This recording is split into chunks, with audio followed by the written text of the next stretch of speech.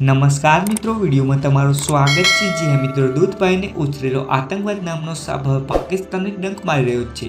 જી હા મિત્રો, પાકિસ્તાનના ખૈબર પંખતુનના પ્રાંતમાં આતંકવાદીઓ પોલીસ મથક અને સૈન્ય ઠેકાણે આત્મઘાતી હુમલો કર્યો હતો, જેમાં અત્યાર સુધીમાં કુલ 24 જેટલા પોલીસકર્મી અને સુરક્ષાકર્મીઓ મૃત્યુ પામી ચૂક્યા છે। અગાઉ એવા અહેવાલ હતા કે આ આતંકી હુમલામાં 3 સુરક્ષા જવાનોના મોત થયા છે। આ હુમલાની જવાબદારી તહરીક-એ-જિહાદ પાકિસ્તાન નામના આતંકી સંગઠને લીધી છે। ગત નવેમ્બર મહિનામાં પણ પાકિસ્તાનના મિયાવાલી એરબેઝ પર આત્મઘાતી હુમલો થયો હતો અને 9 આતંકીઓ પાકિસ્તાની એરફોર્સના આ બેઝની સુરક્ષા વ્યવસ્થાને તોડીને અંદર ઘૂસી ગયા હતા। બંને તરફથી ભારે ફાયરિંગ થયું હતું અને આખરે 9 આતંકીઓ ઠારી દેવાયા હતા। આ હુમલાની જવાબદારી તહરીક-એ-જિહાદ પાકિસ્તાનના સંગઠને લીધી હતી અને હવે આ સંગઠને પોલીસ મથકને નિશાન બનાવ્યું છે।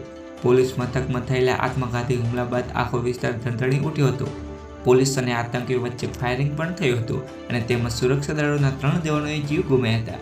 તો મિત્રો, આવી જ અપડેટો મળતી રહેશે, પરંતુ તમે ચેનલ પર નવા હોય તો વિડીયો લાઇક કરી ચેનલને સબસ્ક્રાઇબ કરવાનું ભૂલતા નહીં। ધન્યવાદ।